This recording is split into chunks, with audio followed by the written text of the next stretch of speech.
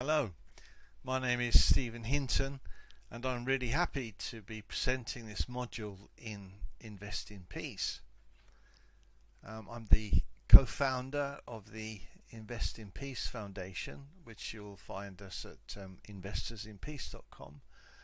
And just now I'm working at the University of Gävle in Sweden with what I'd like to call Peace with the Earth and the circular economy. So what are we going to do today? Well, the idea of this session is to go from the idea of what we mean by peace to explore what can we do with our head, with our heart and our hands to invest in peace. And so the first thing is I'd like to present our idea of peace. Ideas may be the wrong word, because peace is inside you, it's inside me, it's inside all of us. In fact, if it weren't with us as human beings, it wouldn't be peace. It's something that I can't explain and define, but both you and me and all of us human beings, we can feel it. Now, the idea of investing in peace comes in 4 dimensions. I know, at many times in my life, at war with myself. I know this sounds strange, but a lot of us maybe don't accept ourselves who we are, and we don't accept really that we have peace inside. So the first thing to do is to find peace with ourselves. And really, it all starts from there. If you're at peace with yourself, then from that feeling, you can do a lot of things, you can be a lot of things, you can help both yourself and other people, and even this world. But that's where it starts. The second thing is peace with each other. As human beings, we are, if you like, we're all in the same boat, this beautiful planet Earth. And so getting on with each other is actually a good idea based on that. The other thing is to be at peace with the Earth itself. I think sometimes we see that the Earth is something we need to conquer and we need to exploit. But at the same time, it's like a garden, really. We need to look after our garden. If we look after our garden looks after us. So we need to find peace with the planet, with the Earth that we're living on. And finally, there's a generational aspect to this. It's peace with the future. Our forefathers, our ancestors, were very successful. I'll tell you how I know this, because I'm here, and you're here. Now, they were successful, and they laid the foundation for the fruits and all the good things that we can enjoy today. So it's on us to do the same thing for coming generations.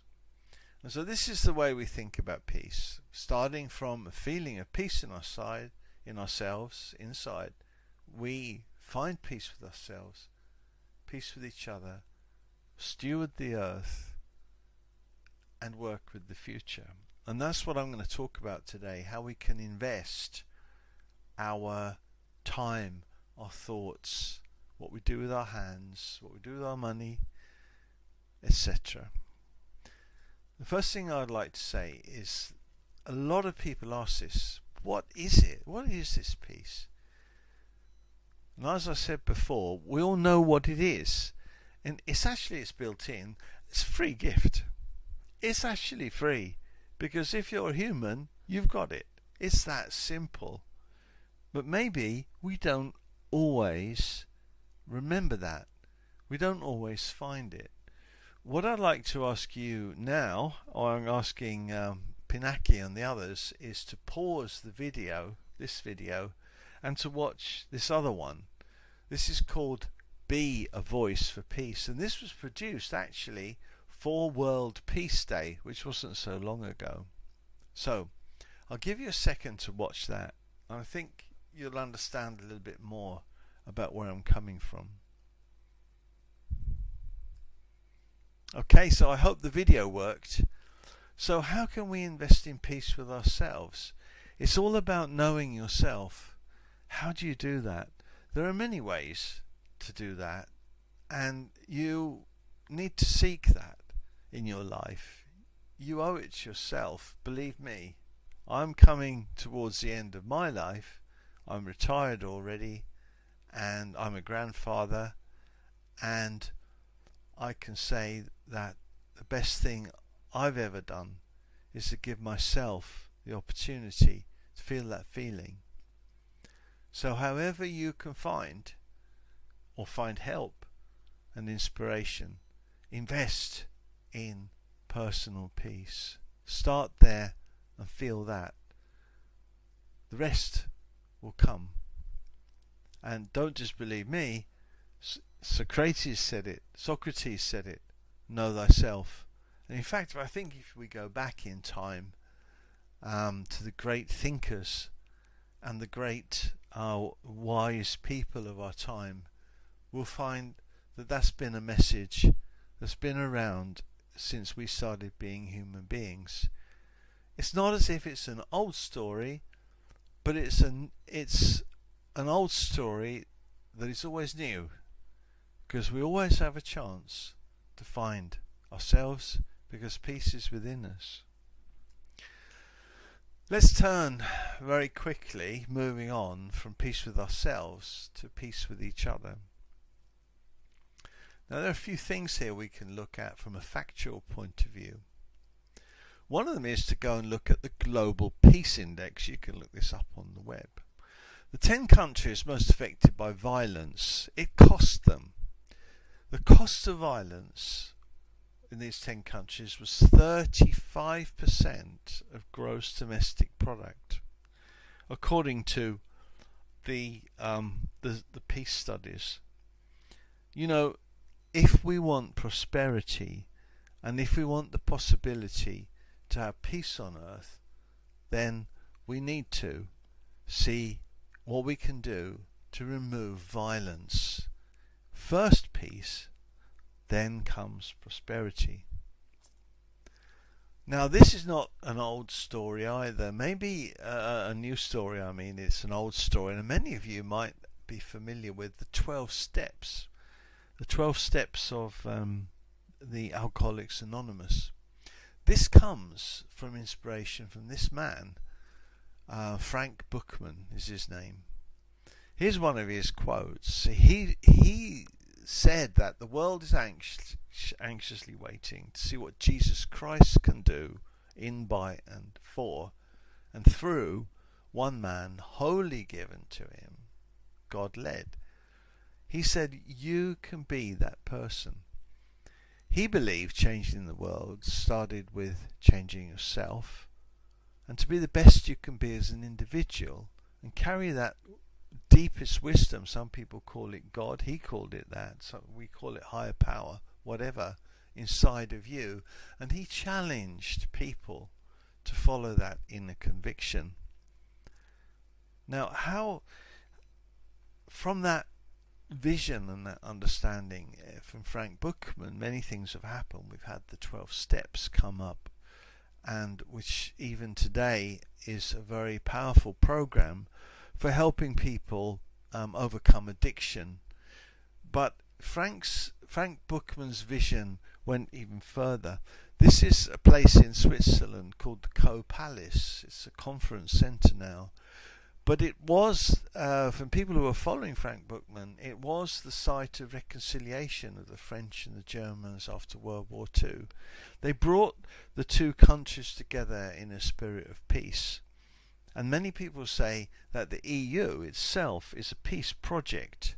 And if you look at the EU declaration, it talks about the main purpose of the EU, European Union, is for us as nations to be at peace together. This conference centre is still going today, but in its history it has brought together Japanese business people and Americans to see how they could work together, and countless other reconciliations have happened between religions and between different people who were in conflict with each other. So to find a peace process, to find a way for reconciliation, to find ways to be together in this earth, we're all in the same boat, is a way as well that you can invest in peace. Let's move to peace with the earth, and again let's start with a few facts. This is quite interesting. This is a soil degradation survey, and the black ones, the black pictures here show highly degraded soil, and there's a scale. There's red if it's very high if it's black, it's high if it's red, medium is orange, and low is yellow.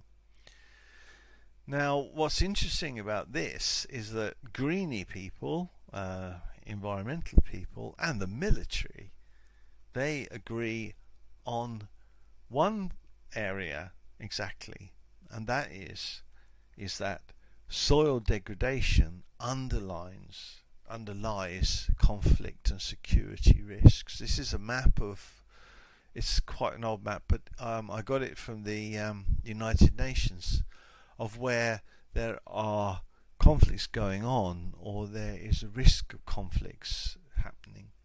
Interestingly enough, if you go back and look at the map itself, you'll see that these conflicts are in places that are with soil degradation. Degraded landscapes are at the root of at least 65% of all conflicts. Now these conflicts don't stay where they are. Again, talking about being in the same boat, they ripple over to developed countries, constituting a general business risk as well as a burden on the economy, including our insurance. So what can we do there? Well, of course we can look at all kinds of peacekeeping activities, but here I looked at Karl-Henrik Robert. As you know, I'm in Sweden. Karl-Henrik's a Swede. He was very worried that as we become 10 billion people on Earth, that we're starting to run out of forests, cropland and fisheries, and that we'll need more resources just to keep standard where we are. At the same time, he saw that pollution is increasing and climate change is catching up with us, and that he called a resource funnel. And this, I think, is a very good way of thinking about handling the situation we're in. So this is the way it works. We have a scale here of options. These are options from going from 0 options at the bottom to many options at the top, and over time. Now what's happening is we're in a funnel. That's to say our options are getting fewer and fewer. We've got decreasing resources and of course increasing population pressures and demands from lifestyle. Now this itself is counter-sustainable. This means we can't go on doing this. What we need to do is to find a sustainable situation. That's to say where we can stop decreasing resources and we can relieve the pressure on these resources. But this is not enough, because we need, or we should do, see ourselves as increasing resources and decreasing the pressure on the earth, remembering that this is underlying a lot of conflicts and problems. By increasing resources, what we're doing is actually we're regenerating our possibilities to live on earth. Now that's the point about investment. How can we regenerate nature and our other resources, so that we can all live on this earth, and we can all do it together without creating these conflicts. That brings me to peace for the future, and I want to spend more time on this because I want to look at some of the thinking and the methodology behind this. Now, we realized when we started Invest in Peace that real impact investment, or doing things with the greatest impact, is if we can end suffering. Now, I want to talk about suffering because many things are subjective, but suffering isn't subjective. People say, oh, I'm suffering because my favourite series has been cancelled, or I'm suffering because my girlfriend has left me. And yeah, it's right. But true human suffering is when we just don't have what we need, and then you know it. In fact, you don't need to go long without drinking water, and you suffer from dehydration. Maybe it's only a week, or maybe less. You find yourself in starvation. Without air, we suffocate. Being outside, up here in Sweden, it's hard without the good clothes and taking care of yourself to stand. Being outside and temperatures can get down to -20 here. In the same way, even in very hot countries, you need shelter, otherwise you will suffer from exposure. And there are social things too. We know, for example, that we suffer from depression, for example, if we're not feel included in society. And also there's this lack of feeling of peace. There's a suffering inside. We can't be who we are. We can't feel who we really are. We can't feel that peace. So suffering is a key to this. And so the first thing, or the basic of this, is compassion. If we can find compassion in ourselves to understand the suffering of others, then maybe we can start to think about how to end that. And I'm sitting here and I know there are many of my brothers and sisters, there are quite a few even in Sweden, that are suffering from one or more of these things. But in the rest of the world, I know people are suffering even more. So let's talk about that. And to do that, I want to talk about capital, because we're talking about investment. But I'm not talking about money exactly. Now, the definition, there are many definitions of capital, but the one I love is capital is assets, which are things used, but they're not used up in the provision of essential goods and services.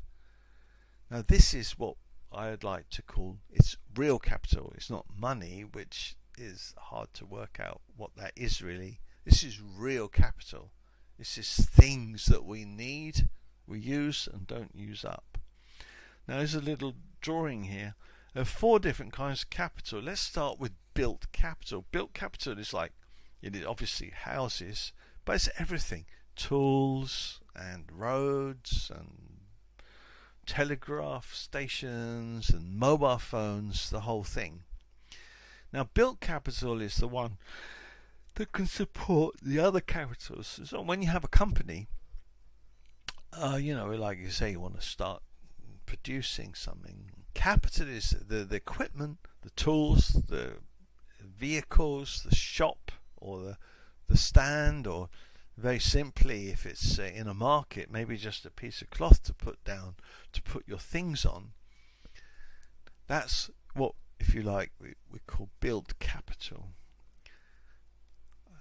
Housing, transport, energy, food production and distribution, all of these have a certain kind of built capital. Natural capital, this is the forest, healthy soils, ecosystems with a hydrological function, and also, not forgetting, all of the metals and minerals that we use in this economic system we live in. Social capital is organizations. It's like organizations which offer gainful, productive employment, but they also provide social good, food and housing and whatever. Finally, human capital. Human capital is healthy, strong, happy, generous, peace-loving, balanced people. Without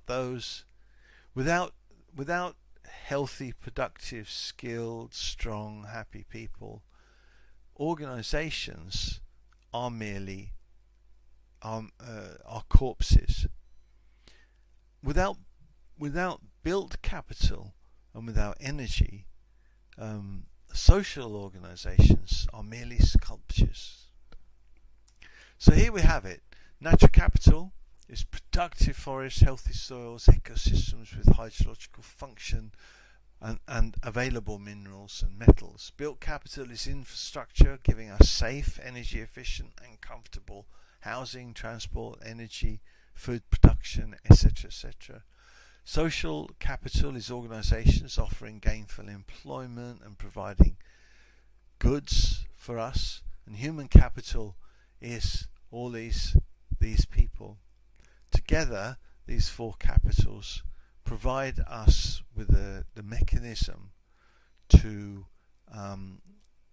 alleviate suffering, provide the basics, and that creates a platform for everyone to find peace in themselves and to realize that along with all of the gifts that they've been given, their skills and talents, etc.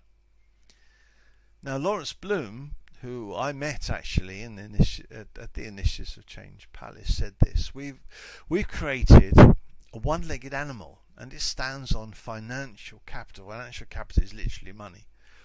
We're not taking into account human capital, environmental capital, cultural capital, heritage capital, health capital, etc. We've created a monster. In this world, it just represents one aspect of life, and we're pretending that it represents all aspects of life. So, while investing in peace is actually investing in being a steward of these kinds of capital. Now, I want to give you an assignment to finish this, and I want to ask you to do this assignment with compassion. So for any product or service you care to choose, and along the whole supply chain is from where we take the raw materials from nature, all along the way to when the product is there and is scrapped. Where are people suffering? And to think about what's the real capital that is lacking. So this is the task. First of all, identify the supply chain itself, and going backwards, scrapping it, and then it's being used, and then it's delivered and sold. It's production, components, raw materials. Identify the suffering, like who is suffering, where are they suffering, how many are suffering, and what are the causes of this suffering, what's lacking, and why is that lack there. Next question is about capital. Start with built capital, infrastructure. What infrastructure, if it were in place, could be used to alleviate this suffering? Identify other forms of capital that might alleviate this suffering. For example, organizations forming, training done, soil and forest regenerated, etc. Investment need. How much would that cost? Just give a rough. I'm not asking you to spend a lot of time on this, but get a ballpark sort of figure. And then finally, in all of this, who are the stakeholders? Who have some responsibility to address that situation? And identify the stakeholders who have the money to invest in the real capital needed to redress the suffering. So that was what I wanted to say. I'm sorry I haven't been able to be with you live today. I'm on my way for christening of my 4th grandchild, sort of thing we old people have to do. But I hope to catch up with you in the future. I will be answering questions on the Google the Google system that we're using, and I really look forward to reading and assessing your assignments. So that's all from me. Thank you very much.